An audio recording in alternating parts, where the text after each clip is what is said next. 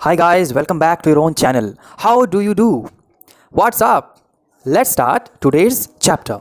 The sermon at Banaras. First of all, I let you know the meaning of sermon. What do you mean by sermon? Sermon means one who imparts moral teaching. Okay. To instruct something on morality. To exhort something on again morality. That is the meaning of sermon. We have Osho in 2021, in 2021. We have Sadhguru. You must have heard all these names. They all impart teaching on morality, isn't it? Now, where the location is, this is at Banaras. This is at Banaras. So we are going to see something that is related to sermon is happening at Banaras. Actually, in this chapter, we will study a part of Gautam Buddha. Who is Gautam Buddha? As I have written here, Gautam Buddha. Gautam Buddha, we all know that he is the founder of Buddhism.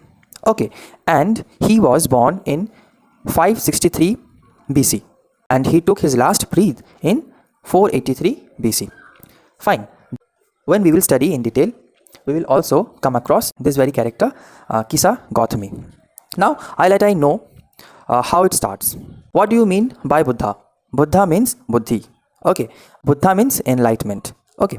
When Gautam Buddha was born, he was predicted by the astrologer that he would become a great leader who would rule the whole world, or he would become a monk. Here we are getting that Lord Buddha was born in the family of king.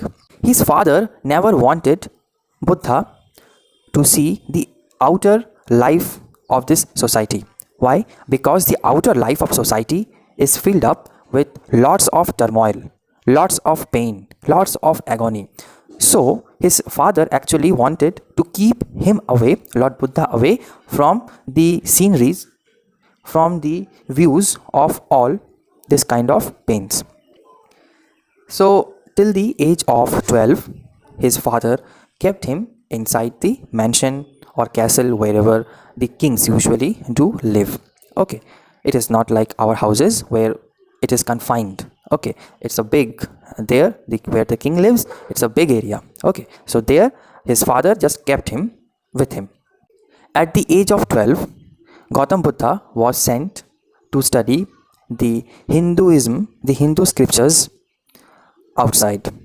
There he studied more about Hinduism and religious associated matters. Okay, and then when he came back after 4 years, he was married to a beautiful princess, and then they had a baby son. They had a son named Rahula.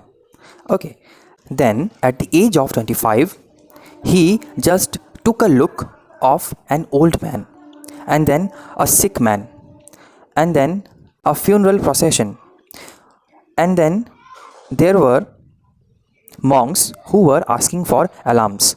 So all these scenes made him very disturbed.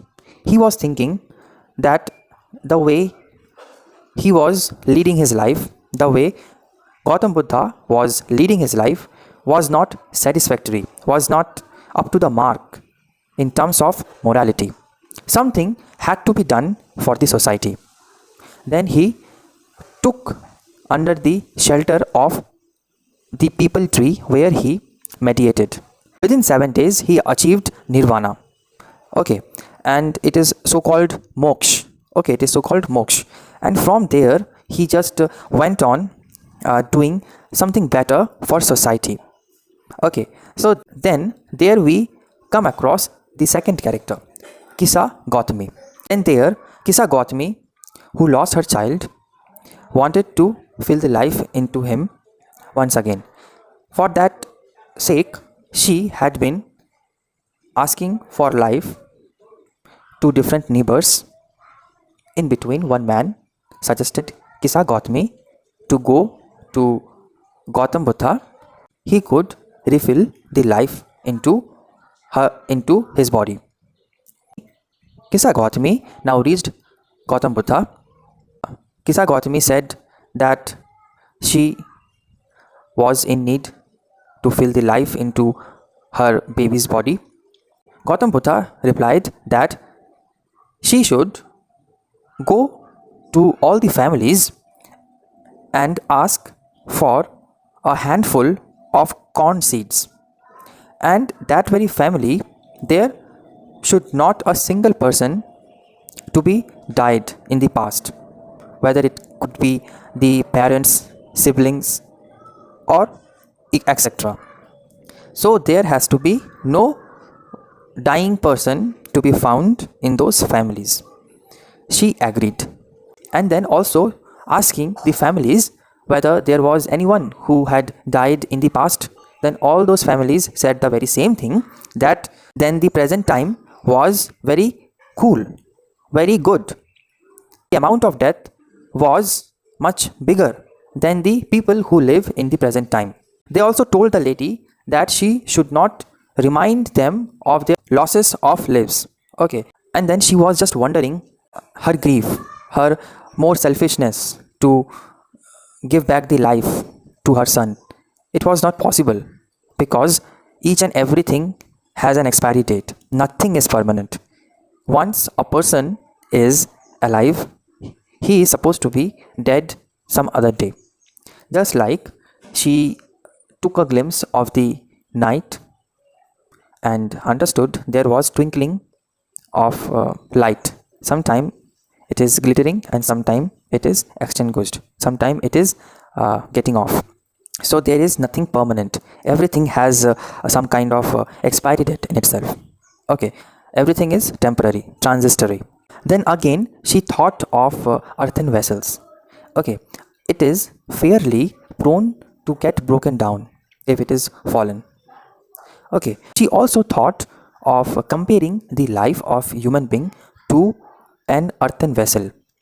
Earthen vessel, if earthen vessel is fallen down, it can be broken.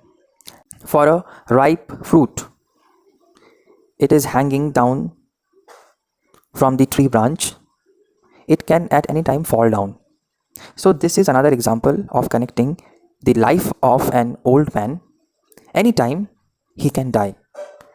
Okay, with the fall of the fruit, the man, likewise the man can also fall from his life. That means may die at any time.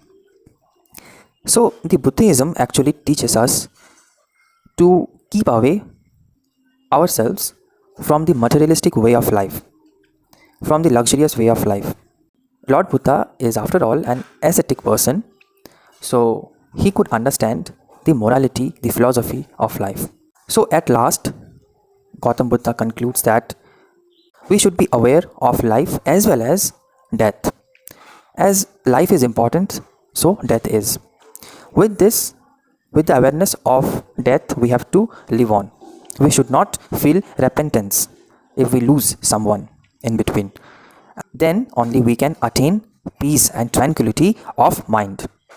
Okay, I hope you have understood each and everything very clearly. This is a very short piece of writing, Gautam Buddha.